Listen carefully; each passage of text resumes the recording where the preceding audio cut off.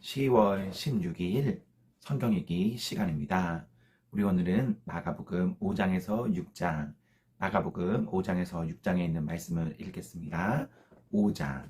그들은 바다 건너편 거라사 사람들의 지역으로 갔다. 예수께서 배에서 내리시니 곧 악한 귀신 들린 사람 하나가 무덤 사이에서 나와서 예수와 만났다. 그는 무덤 사이에서 사는데 이제는 아무도 그를 쇠사슬로도 묶어 들 수 없었다. 여러 번 쇠고랑과 쇠사슬로 묶어 두었으나 그는 쇠사슬도 끊고 쇠고랑도 부수었다. 아무도 그를 휘어잡을 수 없었다. 그는 밤낮 무덤 사이나 산 속에서 살면서 소리를 질러대고 돌로 제 몸에 상처를 내곤 하였다. 그가 멀리서 예수를 보고 달려와 엎드려서 큰 소리로 외쳤다. 더없이 높으신 하나님의 아들 예수님, 나와 무슨 상관이 있습니까? 하나님을 두고 애원합니다. 제발 나를 괴롭히지 마십시오. 그것은 예수께서 이미 그에게 악한 귀신아 그 사람에게서 나가라 하고 명하셨기 때문이다. 예수께서 그에게 물으셨다. 내 이름이 무엇이냐? 그가 대답하였다. 군대입니다. 우리의 수가 많기 때문에 붙여진 이름입니다. 그리고는 자기들을 그 지역에서 내쫓지 말아달라고 예수께 간청하였다.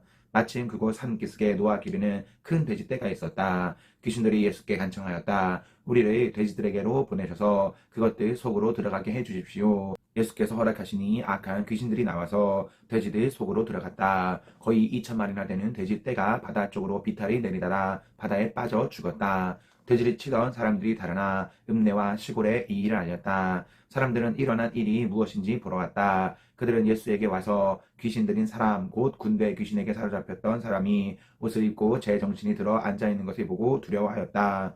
처음부터 이 일을 본 사람들은 귀신 들렸던 사람에게 일어난 일과 돼지떼에게 일어난 일을 그들에게 이야기하였다. 그러자 그들은 예수께 자기네 지역을 떠나달라고 간청하였다. 예수께서 배에서 오르실 때에 귀신 들렸던 사람이 예수와 함께 있게 해달라고 애원하였다. 그러나 예수께서는 허락하지 않으시고 그에게 말씀하셨다. 내 집으로 가서 가족에게 주님께서 너에게 큰 은혜를 베푸셔서 너를 불쌍히 여겨주신 일을 이야기하여라. 그는 떠나가서 예수께서 자기에게 하신 일을 데가볼리에 전파하였다. 그리 아닌 사람들이 다 놀랐다. 예수께서 배를 타고 맞은편으로 다시 건너가시니 큰 무리가 예수께로 모여들었다. 예수께서 바닷가에 계시는데 회당장 가운데서 야이로라 하는 사람이 찾아와서 예수를 뵙고 그 발 아래에 엎드려서 간곡히 청하였다. 내 어린 딸이 죽게 되었습니다. 오셔서 그 아이에게 손을 얹어 고쳐주시고 살려주십시오. 그래서 예수께서 그와 함께 가셨다. 큰 무리가 뒤따라 오면서 예수를 밀어댔다. 그런데 12해 동안 혈류증을 앓아온 여자가 있었다. 여러 의사에게 보이면서 고생도 많이 하고 재산도 다 없앴으나 아무 효력이 없었고 상태는 더 악화되었다. 이 여자가 예수의 소문을 듣고서 뒤에서 무리 가운데로 끼어 들어와서는 예수의 옷에 손이 대었다. 그 여자는 내가 그의 옷에 손을 대기만 하여도 나을 터인데 하고 생각하고 있었던 것이다. 그래서 곧 출혈의 근원이 마르니 그 여자는 몸이 나은 것을 느꼈다. 예수께서는 곧 자기에게서 능력이 나간 것을 몸으로 느끼시고 무리 가운데서 돌아서서 누가 내 옷에 손을 대었느냐 하고 물으셨다. 제자들이 예수께 무리가 선생님을 에워싸고 떠밀고 있는데 누가 손에 대었냐고 물으십니까? 하고 반문하였다. 그러나 예수께서는 그렇게 한 여자를 보려고 둘러보셨다. 그 여자는 자기에게 일어난 일을 아므로 두려워하여 떨면서 예수께로 나와 엎드려서 사실대로 다 말하였다. 그러자 예수께서 그 여자에게 말씀하셨다. 딸아, 내 믿음이 너를 구원하였다. 안심하고 가거라. 그리고 이 병에서 벗어나서 건강하여라.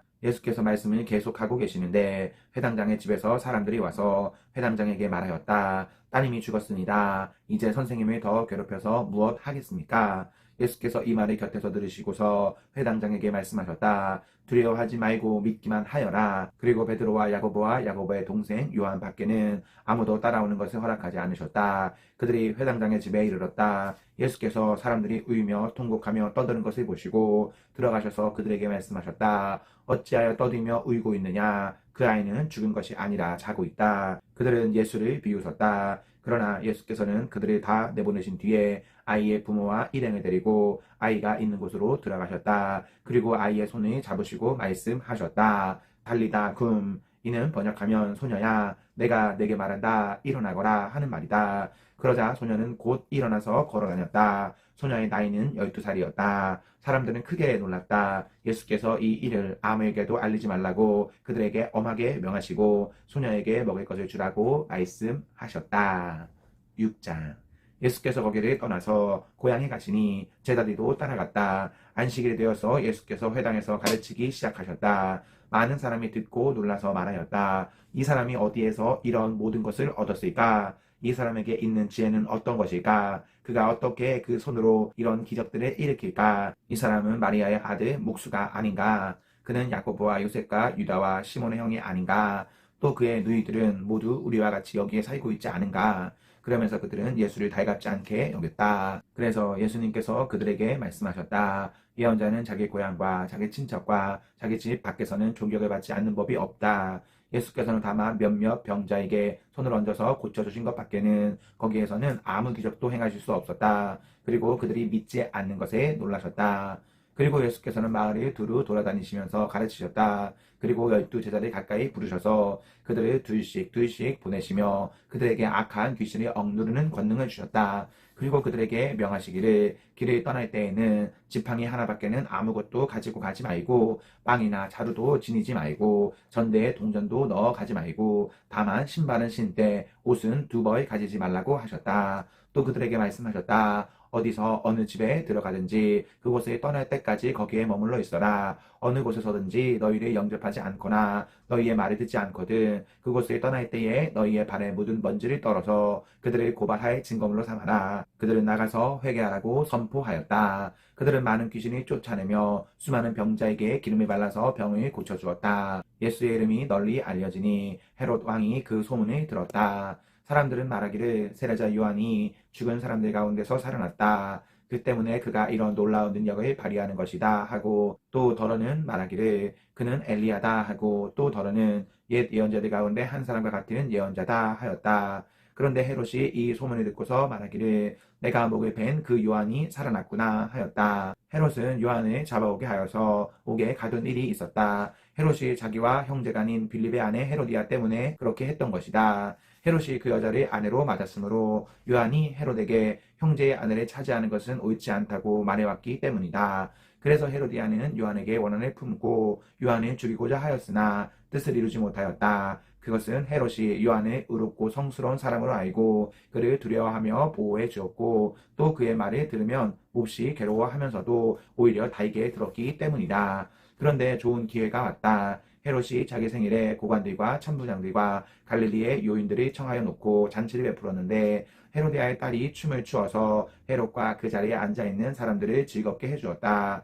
왕이 소녀에게 말하였다. 내 소원을 말해보아라. 내가 들어주마. 그리고 그 소녀에게 굳게 맹세하였다. 내가 원하는 것이면 이 나라의 절반이라도 주겠다. 소녀가 바깥으로 나가서 자기 어머니에게 말하였다. 무엇을 달라고 청할까요? 그 어머니가 말하였다. 세례자 요한의 머리를 달라고 하여라. 소녀는 급히 왕에게로 돌아와서 청하였다. 곧바로 서둘러서 세례자 요한의 머리를 쟁반에 담아서 내게 주십시오. 왕은 마음이 몹시 괴로웠지만 맹세한 것과 거기 함께 앉아있는 사람들 때문에 소녀가 달라는 것을 거절할 수 없었다. 그래서 왕은 곧 호위병을 보내서 요한의 목을 베어오게 하였다. 호위병은 나가서 감옥에서 요한의 목을 베어서 쟁반에 담아 소녀에게 주고 소녀는 그것을 자기 어머니에게 주었다. 요한의 제자들이 이 소식을 듣고 와서 그 시체를 거두어다가 무덤에 안장하였다. 사도들이 예수께로 몰려와서 자기들이 한 일과 가르친 일을 다 그에게 보고하였다. 그때 예수께서 그들에게 말씀하셨다. 너희는 따로 외딴 곳으로 와서 좀 쉬어라. 거기에는 오고 가는 사람이 하도 많아서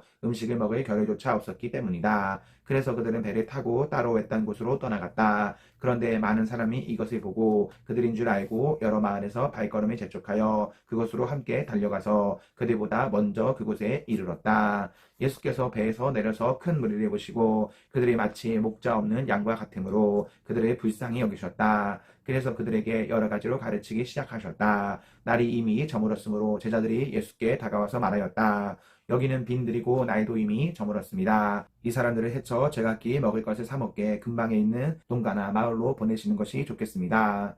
예수께서 그들에게 말씀하셨다. 너희가 그들에게 먹을 것을 주어라. 제자들이 그에게 말하였다. 그러면 우리가 가서 빵 200데나리온 어치를 사다가 그들에게 먹이라는 말입니까? 예수께서 그들에게 말씀하셨다. 너희에게 빵이 얼마나 있느냐? 가서 알아보아라. 그들이 알아보고 말하였다. 빵 5개와 물고기 2마리가 있습니다. 예수께서는 제자들에게 명하여 모두들이 떼를 지어 푸른 풀밭에 앉게 하셨다. 그들은 100명씩 또는 50명씩 떼를 지어 앉았다. 예수께서 빵 5개와 물고기 2마리를 들어서 하늘을 쳐다보고 축복하신 다음에 빵을 떼어서 제자들에게 주시고 사람들에게 나누어 주게 하셨다. 그리고 그 물고기 2마리도 모든 사람에게 나누어 주셨다. 그들은 모두 배불리 먹었다. 빵 부스러기와 물고기 남은 것을 주워 모으니 12강주리에 가득 찼다. 빵을 먹은 사람은 남자 어른만도 5,000명이었다. 예수께서는 곧 제자들이 재촉하여 배를 태워 자기보다 먼저 건너편 벳세다로 가게 하시고 그동안에 무리를 헤쳐 보내셨다.